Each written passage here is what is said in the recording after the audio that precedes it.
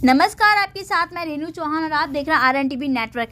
दिल्ली के बदरपुर विधानसभा क्षेत्र के आम आदमी पार्टी के विधानसभा उम्मीदवार राम सिंह नेताजी के द्वारा गृह मंत्री अमित शाह के द्वारा बाबा साहब भीमराव अंबेडकर का अपमान किए जाने के विरोध में स्कूल रोड कार्यालय से अंबेडकर पार्क हरिजन बस्ती तक विशाल पदयात्रा की गई। इस पदयात्रा में आम आदमी पार्टी के हजारों कार्यकर्ताओं ने और क्षेत्र के सम्मानित लोगों ने बढ़ चढ़कर हिस्सा लिया।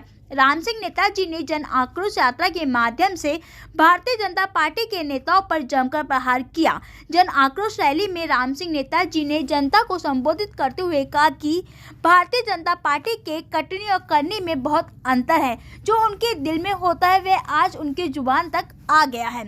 अब आप इसी बात से अंदाज़ा लगा सकते हैं कि जिस पार्टी के लोगों ने देश की आज़ादी में कोई योगदान नहीं दिया और न ही लंबे समय तक भारत का झंडा फहराया, उस पार्टी के लोग आज बाबा साहब का अपमान करने पर लगे हुए हैं और देश के संविधान को बदलना चाहते हैं। हम लोग ऐसा हरगिज नहीं होने देंगे और भारत देश को बाबा साहब अंबेडकर के संविधान के हिसाब से ही चलाया जाएगा। अगर आज हम सब लोग एकजुट होकर मजबूती से अपनी आवाज़ नहीं उठाएंगे तो यह लोग देश का संविधान ही बदल देंगे और देश के लोकतंत्र को खतरे में डाल देंगे। ऐसे में आज जरूरत है पूरे देश के लोगों को एकजुट होकर मजबूती से भारतीय जनता पार्टी के इस नीति का विरोध करने की। देश की सभी पार्टियां एकजुट होकर लगातार संसद में भी बाबा साहब के अपमान का विरोध कर रही हैं। उसके बावजूद भी बीजेपी के नेताओं के कान पर जू तक नहीं रेंग रहा है। बीजेपी के गृह मंत्री अमित शाह संसद में माफी मांगे और अपना इस्तीफा दें। आइए दिखाते हैं क्या कुछ कहा चौधरी राम सिंह नेताजी ने। नहीं है आना आपके तुम्हें सबक सिखा देंगे। ये जो बीजेपी के भाई है, मैं इनसे भी कहना चाहता हूँ, अगर आप बाबा साहब को मानते हो तो छोड़ दो इस बीजेपी को, इधर आ जाओ हमारी तरफ। बीजेपी वालों शर्म करो, बीजेपी वालों शर्म करो। इनका और कोई काम है नहीं। आज देश में महंगाई कहाँ पहुँच रही है, देश में बेरोजगारी कहाँ है, इनको चिंता नहीं। देश को बेचा जा रहा है, स्टेशन बेच दिए, आपके एयरपोर्ट बेच दिए और कल को हमें बेच देंगे। तो ये हमारे देश को समझना होगा। और हमने आज आप सब लोग आए, हम इसलिए चिंतित हैं, जब ये बाबा साहब के बारे में गलत सलत बोल सकते हैं तो इनका कौन क्या लगेगा। जिस आदमी ने इसका ऐसा निर्माण किया भारत का कि 36 बिरादर को सम्मान, प्यार, आशीर्वाद ऐसा लिख के भेजा। आज ये बाबा साहब को कह रहे हैं, कल को ये हमको कहेंगे। तो मैं साथियों आप लोगों का इस बात के लिए धन्यवाद देना चाहता हूँ। तमाम भाई इकट्ठे होकर सब हम आए बाबा साहब के चरणों में और बाबा साहब से ये कहना के आए हैं कि हम चैन से नहीं बैठेंगे। ये भारत की जनता है, अगर ये आपका अपमान करेंगे एक एक आदमी सड़कों पे आ जाएगा, इनको छोड़ेगा नहीं ये बीजेपी वाले। बाबा साहब का ये अपमान नहीं जाएगा हिंदुस्तान, बाबा साहब का ये अपमान नहीं जाएगा हिंदुस्तान। मेरी बाबा साहब को साधारण व्यक्ति नहीं थे, उनका देश में बहुत सम्मान है, विदेशों में सम्मान है, और ये आज उसका अपमान कर रहे हैं तो ये दुख की बात है। और हमें इससे बड़ा लोगों को ठेस पहुंची है। यही कारण है कि इतने लोग यहाँ इकट्ठे हुए और बाबा साहब के चरणों में हमने शपथ ली है कि हम बाबा साहब के बताए हुए रास्ते पे चलेंगे।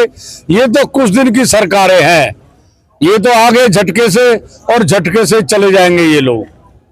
नेताजी जिस तरीके से कोई भी सांसद हो, विधायक हो या कोई भी नेता बनता है, लोकसभा विधानसभा कहीं पर भी जाता है, वो संविधान की शपथ लेकर जाता है। और हमारे संविधान निर्माता बाबा साहब को 3-3, 4-4 बार इस तरीके से कहा गया कि अगर इतना नाम वो किसी भगवान का लेते तो वो 7 बार उनका स्वर्ग में जो सुरक्षित स्थान हो जाता। तो ऐसे नेता खुद स्वर्ग में क्यों नहीं चले जाते जिनको स्वर्ग ही ज्यादा पसंद है। आप क्या कहेंगे? असली अभी लोग समझ नहीं पाए इनको, इनके जो दिल में है ये पहली बार उगले हैं।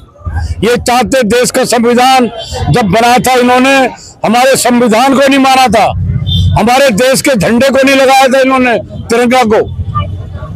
आज ये इनकी जो अंदर मन की टीस है वो बाहर आ गई है।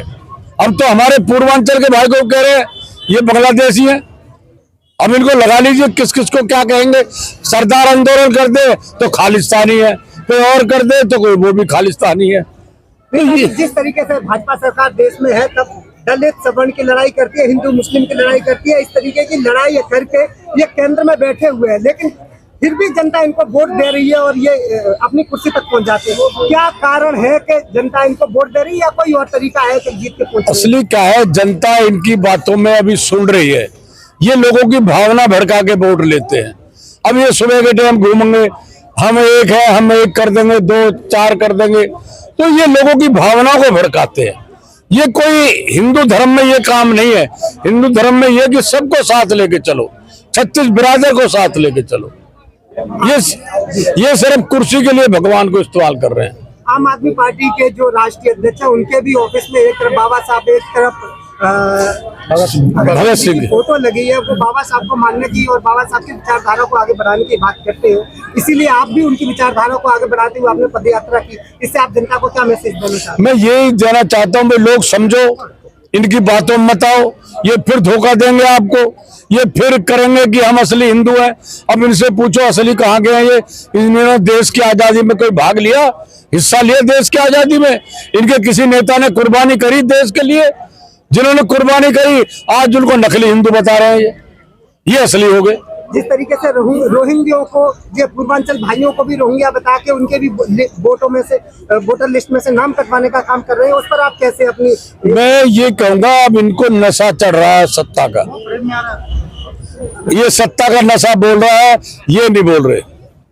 आप इस प्रेस आपने जो आप पदयात्रा के माध्यम से पूरे क्षेत्रवासियों को क्या मैसेज दिया है? उनको मैसेज दिया है, देखो ये हमारे पूर्वजों को किस तरह अपमानित कर रहे हैं। ये अपने आप को नेता कहते हैं, ये इनको शोभा नहीं देती बात। गृह मंत्री जी अगर माफी नहीं मांगते हैं तो आम आदमी पार्टी का अगला कदम? वो हमारे केजरीवाल जी बताएंगे, हम तो जो पार्टी का आदेश होगा वो करेंगे। अच्छा, भारत रत्न जैसा महापुरुष भी अगर सम्मान से वंचित रहेगा तो फिर आखिर सम्मान का हकदार कौन? ये बड़ा हाई लेवल का मामला है, मैं इतनी बात आपको इसका जवाब नहीं दे सकता।